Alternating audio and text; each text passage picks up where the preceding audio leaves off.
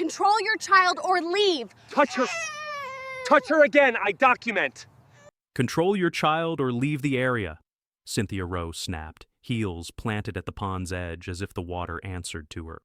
I was already reaching for Lily when the board chair's hand shot out, a sharp shove meant to move a problem, not a person. The splash cut through the afternoon chatter, louder than the gasps, louder than my daughter's cry. I stepped into the water without thinking and pulled Lily back against my chest. Then I looked up and said the thing Cynthia didn't expect. I told her the retention pond violated city safety code and that I was the one who wrote the incident thresholds she was about to trigger. The clipboard queen blinked. Just once. If you've ever felt that cold focus when a bully crosses a line and time slows, stay with me and hit subscribe now.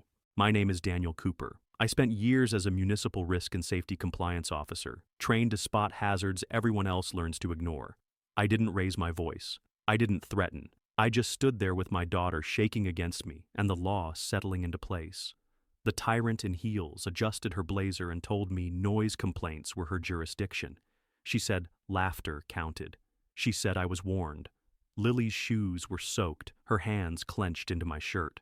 Aaron worked nights at the hospital, and I was the one who promised our kid that Willow Creek Preserve was safe. The pond was supposed to be a serene centerpiece. No fence, no signage, a glossy brochure lie. I'd flagged it months earlier and been ignored. Cynthia Rowe had dismissed the concern as aesthetics. Standing there, I felt that dismissal turn physical. Neighbors circled at a distance. Phones hovered. Someone asked if Lily was okay. The enforcer in crimson cut in, telling them to disperse. She pointed to a laminated rule sheet like it could dry my daughter's clothes. I wrapped Lily in my hoodie and checked her breathing the way training drills it into you. Fast, then slower. Then the tremor eased. A patrol car rolled past on the main road. The sound grounded me. I told Cynthia again to step back and preserve the scene. I said it because the pond edge was slick, and because policy demands it after a fall involving a child. The HOA official laughed and said she'd write me up for obstruction. She said my tone was aggressive. That was when I noticed the camera mounted on the light pole by the walking path, its lens angled wide. I didn't say anything about it. I just shifted so it could see Lily's wet clothes and Cynthia's outstretched arm. The board chair's smile tightened. People began whispering. A mother tugged her son closer. An older man shook his head. I asked Cynthia to identify herself for the record.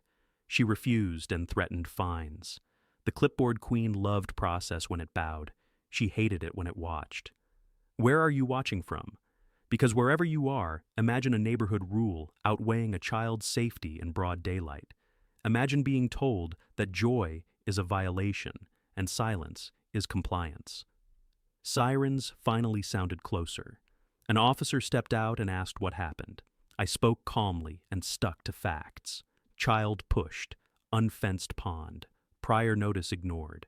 The tyrant in heels interrupted until the officer raised a hand. Lily leaned into me and stopped shaking. As the crowd thinned, Cynthia Rowe looked at me like I'd ruined her afternoon. She didn't apologize. She said I'd hear from the board. I nodded and watched the water settle back into a mirror. In that reflection, I saw the truth surface. This wasn't about noise. It was about power meeting a boundary, and it had just been crossed. 12 witnesses stood frozen, realizing rules crumble when authority harms children. Today, the crowd kept staring even after the officer told everyone to step back. I held Lily tighter, feeling her wet clothes chill through my hoodie, and I followed Officer Jamie Alvarez to his cruiser so he could get my statement. Cynthia Rowe hovered behind us, the board chair's voice cutting in every time I spoke, insisting she'd only guided my child away from the pond. "Sir, just tell me what you saw," Alvarez said. "I saw her shove," I answered. "My daughter went in. No fence, no warning signs. I've raised this before." The enforcer in crimson snapped. "He's exaggerating. There are quiet hour rules." He was in violation. Alvarez looked past me at Lily, then back at Cynthia. "Ma'am, step back. I'm taking his report." The clipboard queen's smile didn't reach her eyes. "Fine," Cynthia Rowe said, "but I'm filing my own complaint." By the time the officer finished, Lily's cough had started. Small at first, then sharper. My training kicked in with a different kind of panic. I buckled her into the car seat and drove straight to the urgent care near the plaza, the one Aaron trusted because the staff didn't dismiss scared parents. The waiting room smelled like sanitizer and juice boxes. Lily sat on my lap wrapped in a clinic towel, cheeks pale, hair still damp at the ends. I couldn't stop hearing the splash. A nurse called us back. "Pond water?" she asked. "Retention pond," I said. She went under. They listened to Lily's lungs, checked her oxygen, watched her for aspiration signs. Every cough made my stomach drop. I tried Erin twice. She was mid-shift, couldn't answer. I left a voicemail I recognized. "Lily's stable, but we're here. Call me." My phone buzzed while Lily sat connected to a pulse ox clip. Subject line, "Notice of violation." Cynthia Rowe had moved fast. The HOA official claimed disturbance of common area, non-compliance with quiet enjoyment, and unsafe child supervision. The tyrant in heels attached photos, screenshots, angles chosen to make me look reckless and her look righteous. I forwarded it to myself, then to Aaron, then to a folder labeled Pond. Evidence isn't only video, it's timing, intent, pattern. A text came from a neighbor I barely knew, Tom Chen. He wrote, "She did this to us. Fire truck couldn't turn.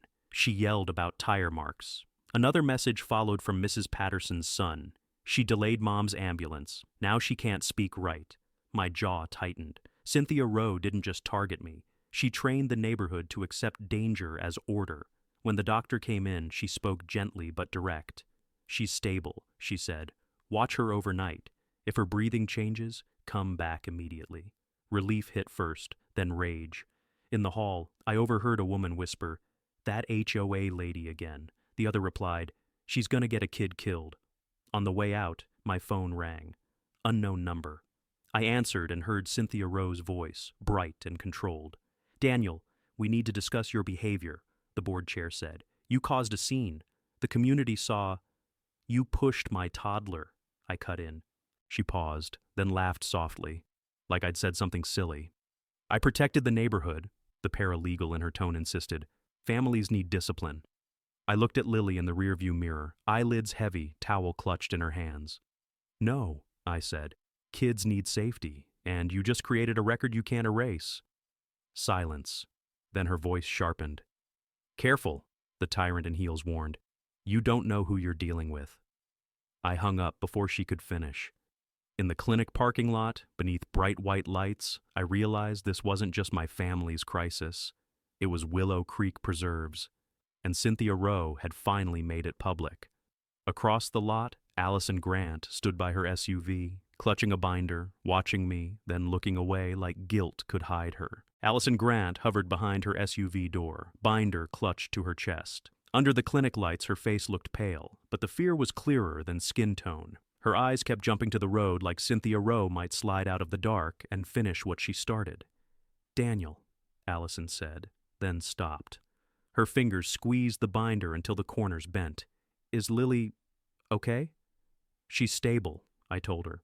"We're going home to watch her." Allison nodded too fast.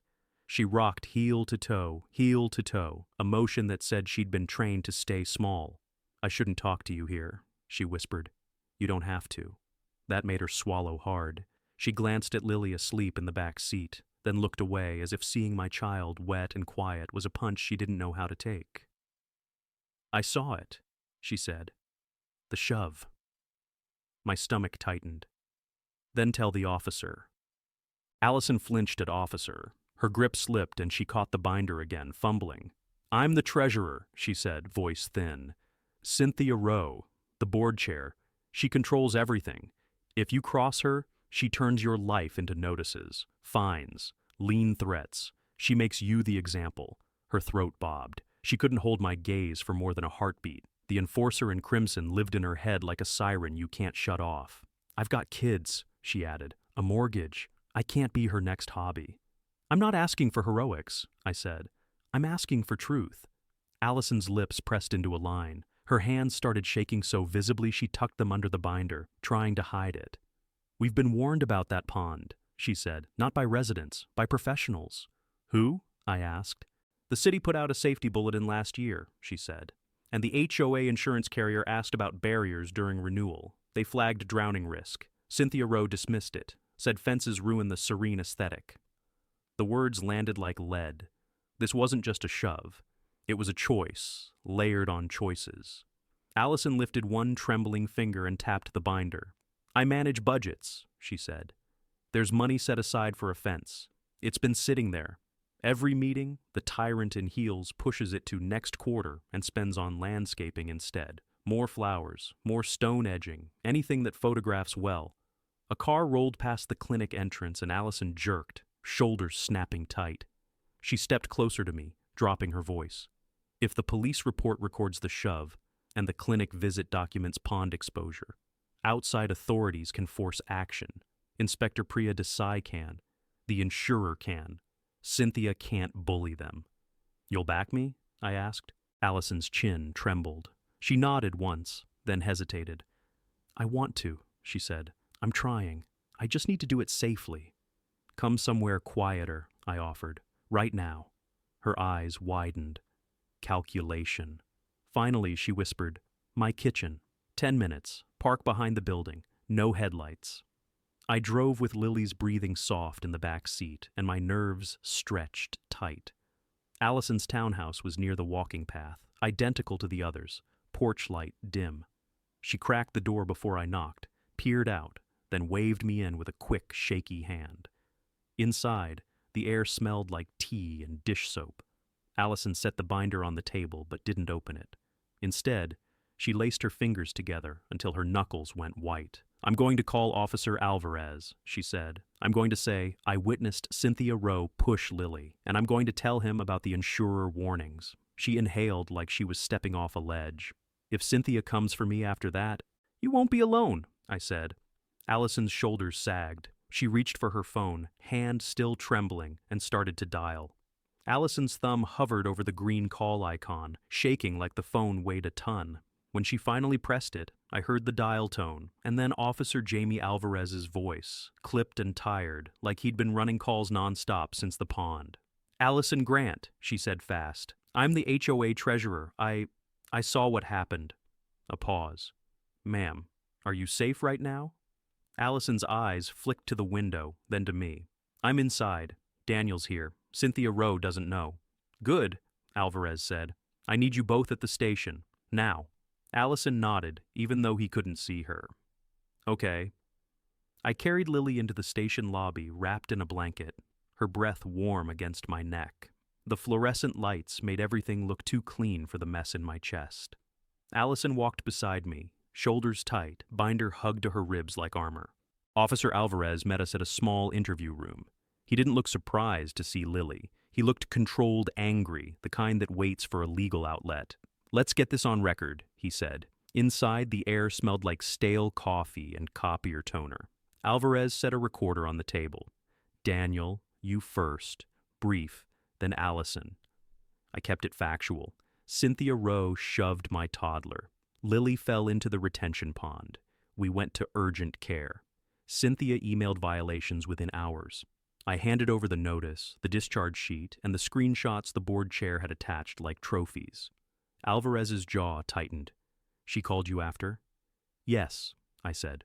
She warned me. Allison's voice trembled at first, then steadied. I saw Cynthia extend her arm and push Lily, she said. Not guide. Push. Then she immediately started talking about noise compliance. Alvarez didn't interrupt. When Allison mentioned prior warnings, he leaned forward. What warnings? Allison slid the binder onto the table, hands shaking. The HOA insurance carrier flagged drowning risk during renewal, she said. They asked about barriers. Cynthia, the enforcer in crimson, refused. Said fencing ruins the serene aesthetic. There's money for safety, but she keeps spending it on landscaping. Can you prove it? Alvarez asked. It's in the HOA portal, Allison said. Budget line items, renewal emails, agenda notes. I can pull it up and verify access logs. I watched Alvarez's posture change. This wasn't neighbor drama. This was negligence with a child victim. Okay, he said. That's enough for an assault complaint and enough to request a city safety inspection. My throat tightened. Inspector Priya Desai, I said, remembering the name Allison had mentioned. Alvarez nodded. We'll notify code and safety tonight. Daniel, forward the violation email and the images. Timestamps matter. In the hallway, a desk sergeant glanced at Lily and softened for half a second, then hardened again. What kind of adult does that? He muttered. On our way out, my phone buzzed. A new message from Cynthia Rowe.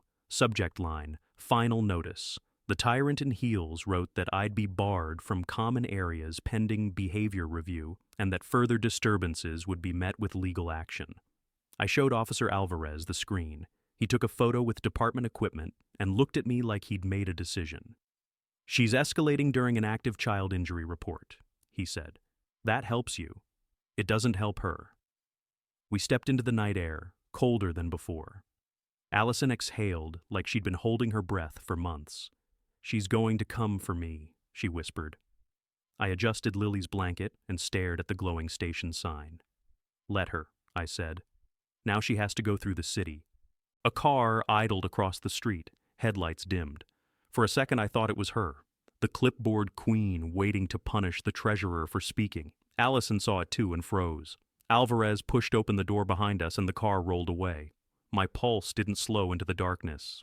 Inspector Priya Desai arrived the next morning with a hard hat in her hand and a clipboard tucked under her arm. The kind of calm that doesn't argue, it measures.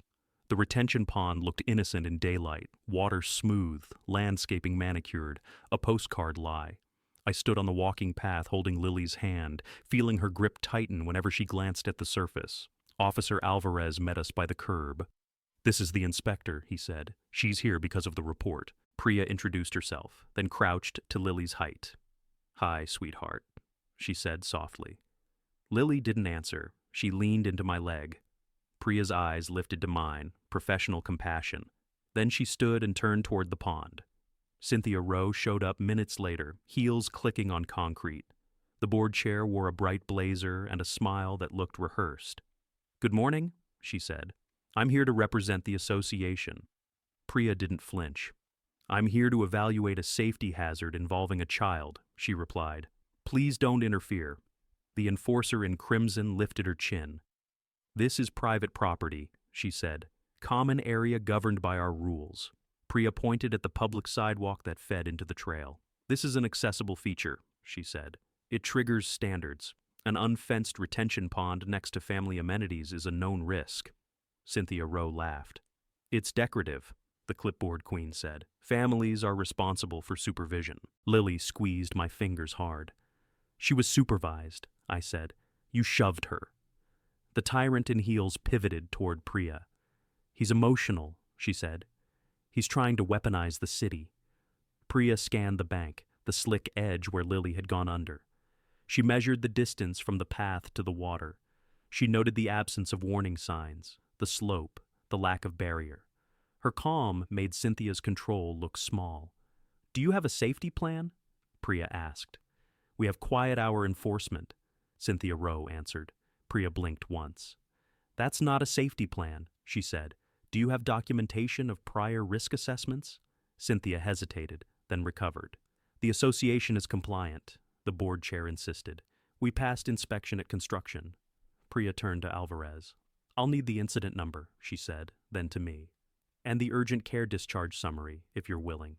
I handed it over. Priya read the line about pond exposure and aspiration risk, then her expression hardened.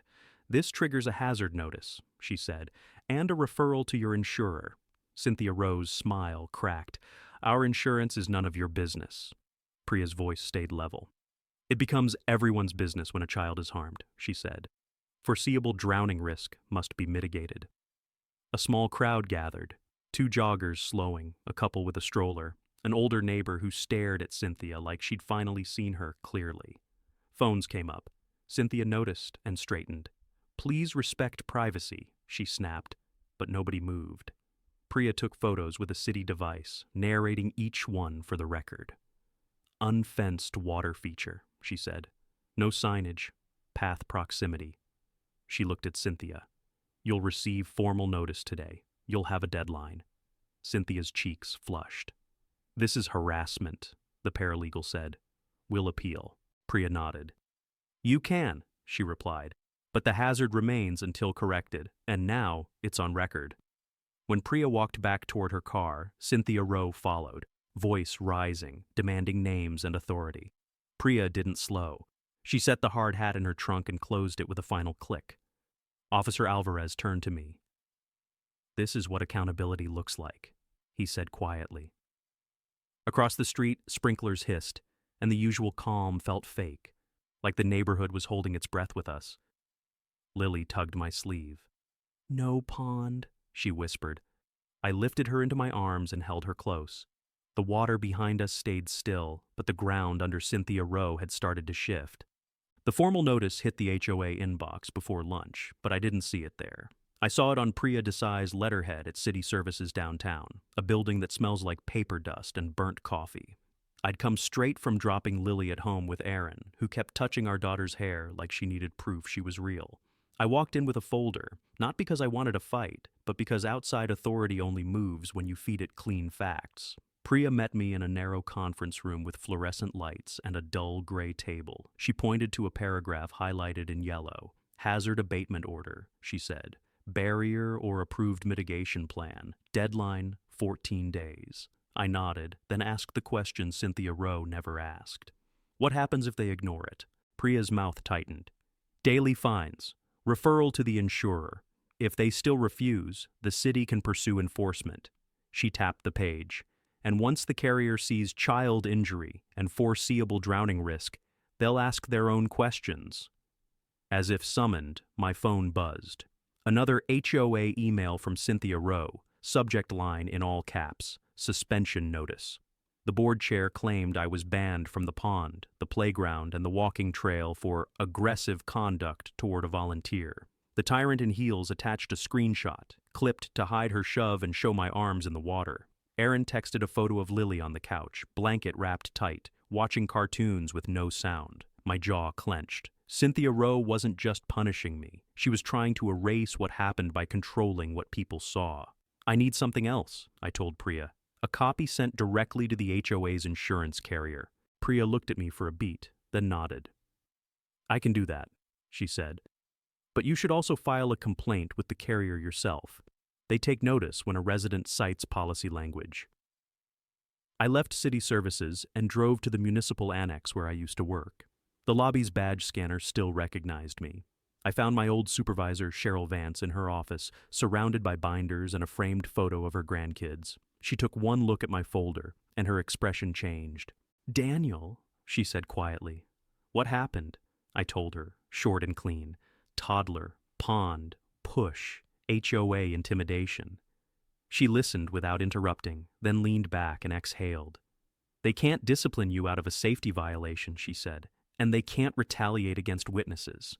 I asked for advice, not favors. Cheryl pulled up a template. "File with the carrier," she said.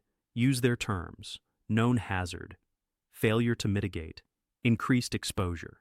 Make them picture the worst-case scenario."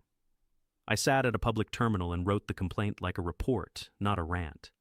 I attached Priya's order, the urgent care summary, and the time-stamped notice Cynthia Rowe sent while the police report was active. I named her actions. I named the unfenced pond. I named the risk to every child in Willow Creek Preserve. When I hit submit, my hands finally shook. On my way out, I checked a message from Allison. "She knows. Be careful." Outside, wind pushed leaves along the sidewalk. My phone rang again.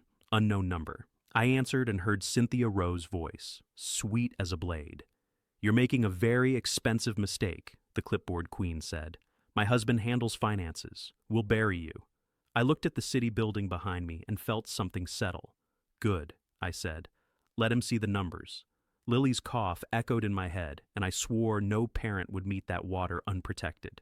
Silence, then a sharp inhale, like the board chair had just realized I wasn't bluffing. I ended the call and drove home, already picturing who would answer my door when Cynthia's private world finally cracked open. My phone rang while I was loading Lily's overnight bag into Aaron's car. Her shift started in an hour, and she insisted on taking our daughter to her sister's place, somewhere Cynthia Rowe couldn't reach with a clipboard and a threat. I watched Lily climb into the back seat, rabbit tucked under her arm, and felt that cold focus return. Protect first, then act. Allison Grant texted an address and a time. Don't park in front, she wrote. She's watching. I didn't need the name. The board chair treated this neighborhood like a surveillance job. I drove to the property management office on the edge of town. Inside, the air smelled like carpet cleaner. Allison sat in the waiting area with a laptop open, knees bouncing. Her eyes kept darting to the glass door as if Cynthia Rowe might burst in and drag her back into silence. You came, I said. I almost didn't, Allison admitted, rubbing her palms on her jeans. But she's escalating. She sent me a performance review for treasurer duties. That's not even a thing. The enforcer in crimson was trying to punish her for speaking to police. A receptionist led us to a small conference room. The door shut, and Allison exhaled. She turned the laptop toward me. This is the HOA portal, she whispered. Budget, invoices, insurance correspondence. It's not supposed to leave this room. What are you showing me? I asked. Allison clicked through tabs fast. A renewal questionnaire, a carrier email thread. One line jumped out. Retention pond adjacent to play amenities. Confirm barrier mitigation. Another. Carrier requires signage fencing to reduce drowning exposure. Date stamped 8 months ago. Under it, Cynthia Rowe's reply in all caps, no fence. Aesthetics matter. Parents supervise. My stomach dropped. She put that in writing, I said. Allison nodded. And here, she said, pulling up the budget. A line item. Pond safety barrier. Deferred. Then invoices. Seasonal flowers. $6,240. Stone border. $3,180. Money existed. It just didn't go to safety. She opened a thread marked board only. Her voice cracked. She knew about drownings in similar communities. She sent an article and wrote, "We will not become a fenced-in eyesore." The clipboard queen turned child risk into branding. Allison swallowed and finally held my gaze. "Daniel, I need to confess something," she said, shoulders folding inward. After she pushed Lily, Cynthia Rowe told me to delete any messages about fencing. She said, "If it's not documented, it didn't happen." My pulse thudded. "Did you?" I asked. "No," Allison said. A tremor ran through her hands. "I saved everything. Exported it to a personal drive. I kept thinking of my boys." She wiped her cheek fast, like tears were another violation. Allison reached into her purse and pulled out a flash drive, shaking so hard it clicked against the table. "It's all there," she whispered. "Emails, invoices, her instruction to erase it. I'm giving it to you, and I'll tell Inspector Desai and Officer Alvarez where it came from. I'm done being scared." I took the drive like it could break. "This changes everything," I said. Allison exhaled a shaky breath. "It doesn't undo what happened," she said softly, "but it stops her from lying." As we stood, she caught my sleeve. "One more thing," she said. "Her husband, Marcus, he signs the checks. He doesn't know she's been ignoring the carrier. If he finds out, their whole life blows up." I slipped the flash drive into my folder and felt the next step lock into place. Outside, authority doesn't just need a hazard. It needs proof that someone chose it. Outside, I noticed a red SUV idling at the curb. My throat tightened. Allison didn't look back. "Go," she mouthed. I walked to my car, dialed the carrier's claims line, and reported the hazard with the city order attached. A file number opened. Cynthia's world began to crack. The claims representative called back before I'd even pulled out of the lot. Her voice was calm. She confirmed the file number, asked for the time of the incident, the exact location, and whether police and medical providers were involved. When I said yes to both, she paused, then said, "An adjuster will contact you today, within the hour." I drove to the HOA management office on Ridgeview Drive, the place people usually visited to argue about paint shades and trash cans. The lobby was staged like a model home, neutral art, fake plants, a bowl of mints, yet my stomach still tightened. Behind the glass, the receptionist recognized me and glanced down the hallway like she expected Cynthia Rowe to appear. "I need the association's insurance carrier contact," I said. "Claims department." Her smile stiffened. "We don't release that without board approval." "The carrier already opened a file," I replied. "Refusing won't stop it." A door swung open and the board chair stepped out, blazer sharp, eyes bright with control. Cynthia Rowe didn't pretend surprise. "He's harassing staff," the enforcer in crimson said to the receptionist. Then she turned to me. "You're suspended. You're trespassing." "I'm documenting," I said, keeping my voice low. "And you're on notice." The clipboard queen laughed like the words meant nothing. You think you can scare me with forms? I didn't answer her. I pointed at the framed certificate on the wall, licensed and bonded, and asked again for the carrier contact. Cynthia Rowe stepped closer, invading space the way she had at the pond. My attorney will crush you, the tyrant in heels hissed. Good, I said. Tell him the city issued a hazard order. That landed. Cynthia's jaw tightened. A property manager appeared, tie crooked, eyes tired, and tried to steer her back. Cynthia, please. He murmured, already reading the room like a liability report. My phone buzzed with an email. Reservation of rights, subject to investigation. The insurer was protecting itself before it even set foot on site. The message demanded immediate confirmation of mitigation steps and warned that failure to comply could impact coverage. I forwarded it to Inspector Priya Desai and Officer Alvarez, then saved a copy with Allison's exported files. Outside, I sat in my car and called the adjuster number. A man answered, brisk and direct. He asked whether the pond was fenced, whether warning signs existed, and whether the HOA had prior notice of drowning risk. I told him no fence, no signs, and yes, prior notice, plus records showing Cynthia Rowe refused barriers for aesthetics. His tone changed. We'll need those, he said. I'll provide them, I replied, and I want a field inspection while the scene is unchanged. He scheduled it for the next morning at 10. Then he asked if the HOA vice president would be present. I pictured Cynthia's smile cracking on the phone. She'll be there, I said. She won't have a choice.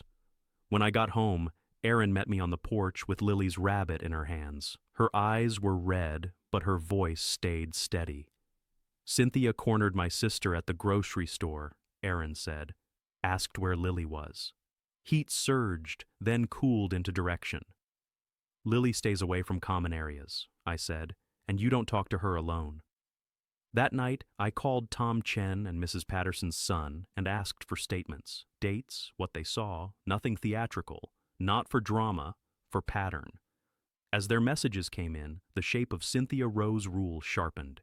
Intimidation, denial, and spending money on appearances while hazards stayed open. Near midnight, Allison texted one line, Marcus is asking questions. I stared at the screen, hearing Cynthia's earlier threat, my husband handles finances, and understood the fracture line. Outside authorities were moving, the insurer was coming, and the man who signed the checks was about to see what the tyrant in heels had hidden in plain sight. By sunrise, my phone had 3 missed calls and a voicemail I didn't want to play in front of Erin. I stepped onto the porch, pulled the door shut, and listened anyway. Allison's voice came through tight and fast. Marcus Rowe had opened the HOA banking app on their shared laptop. He asked why pond safety kept getting deferred while landscaping bills kept stacking. Cynthia Rowe grabbed the computer and told him it wasn't his concern. Allison said Marcus didn't argue. He just went quiet. The adjuster's inspection was set for 10, but the first stop wasn't the pond. It was the clubhouse conference room, the one place in Willow Creek Preserve where intimidation wore fluorescent lighting. I arrived early with a folder and a backup drive and asked the property manager for a sign-in sheet. He hesitated, then slid it over like he'd remembered procedures can bite. Allison arrived next, shoulders tight, eyes scanning corners. She sat close enough to borrow courage, but far enough to bolt if the tyrant in heels walked in swinging. 2 neighbors followed. Tom Chen and Mrs. Patterson's son, both carrying statements and the same exhausted look of people who'd normalized risk. Cynthia Rowe entered last, red blazer crisp, smile fixed. The board chair took the seat at the head of the table like she owned the air. This is inappropriate, the enforcer in crimson announced. You're staging a spectacle. I'm attending an insurance investigation, I said. Call it whatever helps you cope. Her gaze slid to Allison. The clipboard queen's smile sharpened. Treasurer, she purred, we'll discuss your loyalty later. Allison's knee bounced under the table. She forced it still with her hand, fingers white around her pen. She didn't speak, but she didn't look away either. The adjuster arrived with a tablet and a calm face that didn't care about HOA titles. He introduced himself, then asked one question that cut through Cynthia's performance. Is the pond fenced? I wrote the time on my notepad and took a photo of the sign-in sheet. Cynthia noticed and bristled. The room smelled like lemon cleaner and carpet, and my heartbeat sounded louder than the air conditioner. Cynthia Rowe opened her mouth to spin. I slid Inspector Desai's hazard order across the table first. The adjuster read it, then looked up. "You've been ordered to mitigate," he said. "The city is overreaching!" The tyrant in heels snapped. He didn't argue. He tapped his screen. "My file shows a child injury and a police report," he said. "That's exposure." He asked for prior correspondence. Cynthia claimed there was none. Allison's hands trembled, then steadied. She opened her laptop and pulled up the carrier's renewal email, the one Cynthia answered in all caps. Allison didn't narrate. She just turned the screen so the adjuster could read Cynthia Rowe's refusal in black and white. Silence hit the room. The board chair's jaw tightened. "That's out of context," Cynthia said. The adjuster looked at me. "Do you have copies?" I handed him the exported files and the invoices showing safety funds redirected to landscaping. He scanned them, then typed quickly. "This indicates prior notice and willful refusal," he said. "Coverage is at risk. A reservation of rights is already in place." Cynthia Rowe stood abruptly, chair scraping. "You can't do this," the clipboard queen said. The adjuster's tone stayed flat. "Ma'am, consequences already exist," he replied. "I'm documenting them." When it ended, Cynthia stormed out, heels striking like threats. Tom Chen exhaled like he'd been holding his breath for years. Mrs. Patterson's son squeezed my shoulder once, quick and grateful. Allison lingered by the door, eyes shiny. "Marcus texted again," she whispered. "He wants to meet." I nodded, feeling the next domino tilt. Outside authority had entered the story. Now so had the one person closest to Cynthia Rowe who couldn't be fined into silence. Marcus Rowe chose a public place, not the clubhouse. We met at a diner off the highway where nobody wore HOA badges, and nobody cared who chaired what. The coffee smelled burned, the vinyl seats squeaked, and the normalness of it made my hands feel steadier. Aaron came with me, not to speak, but to exist in the room as a reminder that this wasn't a feud. It was a family. Marcus walked in alone. No blazer, no posture. He looked like a man who'd slept badly and read too much in one night. He stopped at our table, eyes flicking to Aaron, then down. "I'm not here to defend her," he said. I didn't answer. I let him talk. He slid his phone across the table, screen open to the HOA account ledger. "She told me these were routine," he said. "Landscaping, enhancements. She said the pond was fine." His voice tightened. Then I saw pond safety, deferred 5 times. And I saw the insurer emails. The board chair's power didn't reach this booth. Cynthia Rowe couldn't fine him for honesty. "I'm sorry," Marcus said, and the words sounded like they'd scraped his throat on the way out. I watched the clip, the shove, your daughter going in. Cynthia, she's been like this for years. He stared at his hands. I just didn't know how far she'd go. Erin's fingers curled around her mug. "Our child could have died," she said quietly. Marcus nodded, eyes shiny. "I know." I kept my tone even. "Why meet us?" I asked. Marcus swallowed. "Because she told me to destroy the emails," he said. "She said if the carrier couldn't prove notice, they couldn't drop coverage." His gaze lifted, hard now. That's when I realized she wasn't scared of what happened. She was scared of being caught. A silence settled, thick and cold. The tyrant in heels didn't just shove a child.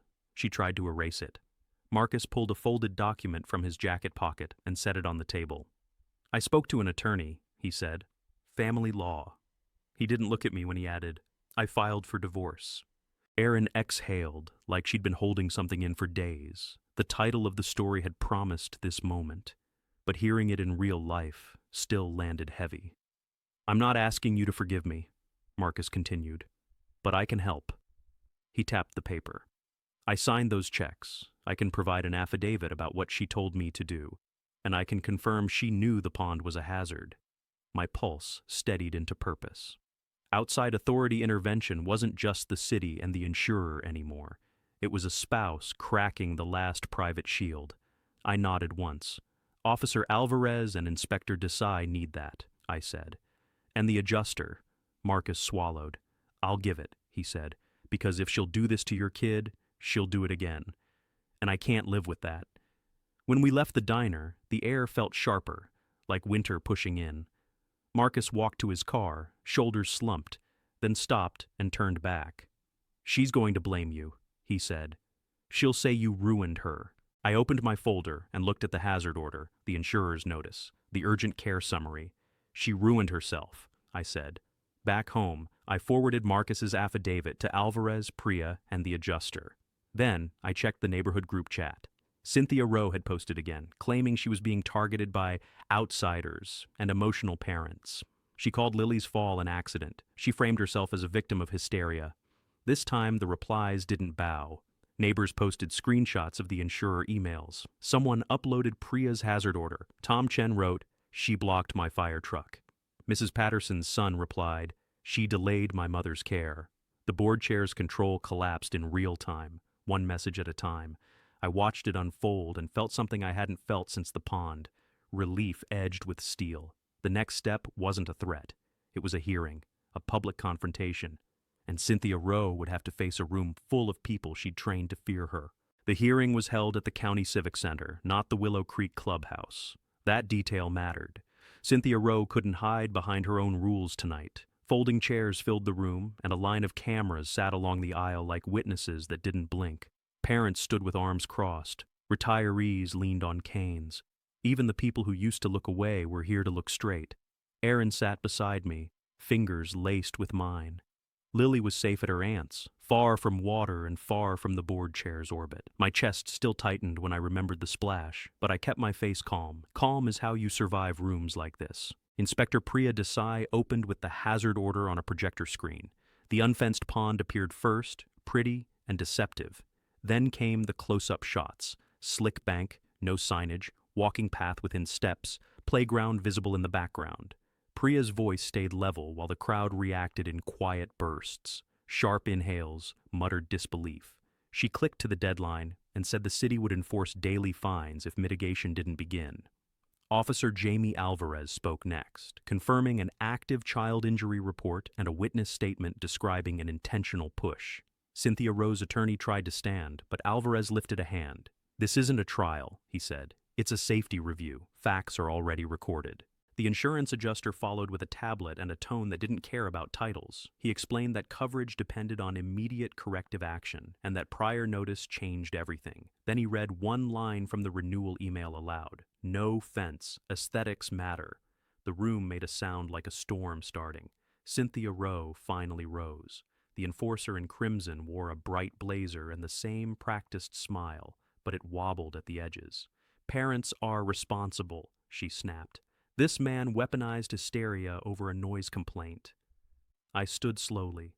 My legs felt heavy, but my voice didn't shake. "My daughter laughed," I said. That's what this began over. Laughter. I looked across the chairs and let people see my face. Then Cynthia shoved her. Lily went into water with no fence. She coughed. She was checked for aspiration. While she was still wet, I got a violation notice. The clipboard queen opened her mouth, but Allison Grant stood up from the third row first. Her hands trembled, then steadied around her phone. "Cynthia told me to delete the safety emails," Allison said. "She said if it wasn't documented, it didn't happen." The crowd turned toward Cynthia like a single body. A moment later, Marcus Rowe appeared at the back, shoulders slumped, divorce petition in hand. He didn't look at me. He looked at the room. "I signed the checks," he said. "I saw the deferrals. She demanded I destroy evidence. I'm done." Silence hit hard, then whispers rippled outward. The moderator called for action. Remove Cynthia Rowe from her HOA role pending investigation and adopt emergency pond safety measures immediately. Hands rose across the room. Parents, seniors, neighbors who'd never challenged her before. Cynthia's smile vanished completely. She sat down as if gravity finally remembered her. Priya handed the property manager a compliance packet and named the first step. Temporary barriers within 48 hours. Contractor schedule within 7 days. Alvarez added that any retaliation against witnesses would be logged as obstruction. The adjuster stated, for the record, that non-compliance meant immediate coverage suspension effective at midnight tonight. When the hearing ended, people lined up to sign the petition and offer statements to Priya and Alvarez. Flashbulbs popped outside. The tyrant in heels tried to slip past the cameras, but the cameras followed. Aaron leaned into me and whispered, they saw it. I watched Cynthia Rowe walk into the night, smaller than her blazer, and I knew tomorrow wouldn't be about threats.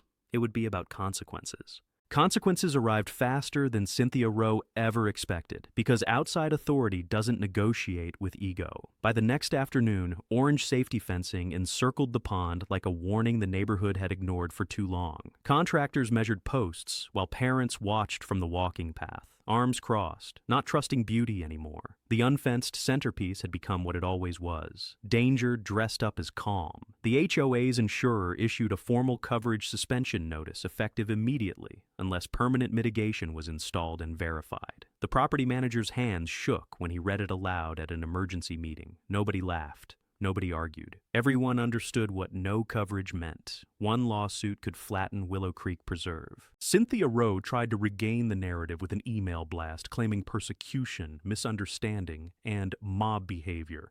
The board chair warned of defamation and promised legal retaliation. It landed like a pebble in a river. The current had moved on. Outside authorities were already documenting, and neighbors weren't afraid of her tone anymore. Officer Alvarez updated me that criminal review remained active, including assault and endangerment considerations based on witness statements. Cynthia's attorney requested delays. Alvarez didn't care. "She's not in charge of the timeline," he said. Hearing that felt like breathing again. The HOA voted that night, without Cynthia present, to remove her from all roles. Allison Grant was appointed interim treasurer with oversight support, and a safety committee was formed with real authority. Priya Desai's office provided a compliance checklist, and for the first time, the neighborhood followed something that wasn't written to punish. It was written to protect. Marcus Rowe's divorce filing went through the next morning. The courthouse clerk stamped it with the same dull sound that ends a chapter. Erin read the update on her phone and looked at me with a mix of disbelief and sadness. "He finally saw her," she whispered. I didn't celebrate that part. A marriage collapsing isn't justice, it's fallout. But it did prove something crucial. Cynthia Rowe's cruelty didn't stay contained. It poisoned everything it touched, even the person closest to her.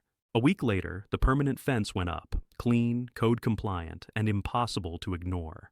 Signs were installed every 20 feet, no unsupervised children, emergency contact information, water hazard. It felt strange that the neighborhood needed reminders to value a child more than an aesthetic, but here we were. Lily still flinched when we passed the path. She kept her rabbit tucked close and asked, "No pond?" I told her the truth. "The pond stays," I said, "but it's safer now, and the people who hurt you don't get to be in charge." On a quiet evening, Erin and I walked the trail without Lily, just to prove to ourselves we could. The fence cast long shadows across the grass.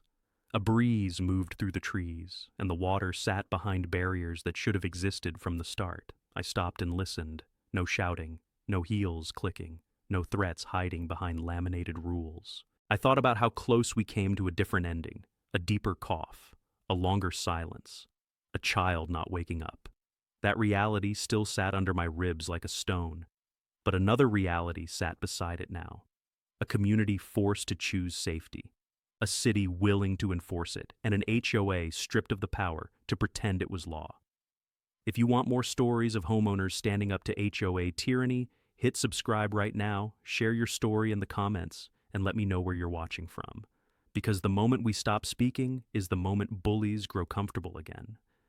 Cynthia Rowe lost her title, her control, and the mask that made her feel untouchable. Willow Creek Preserve gained something better than serenity. It gained truth, written in fences and files, so no toddler's laughter could ever be treated like a violation again.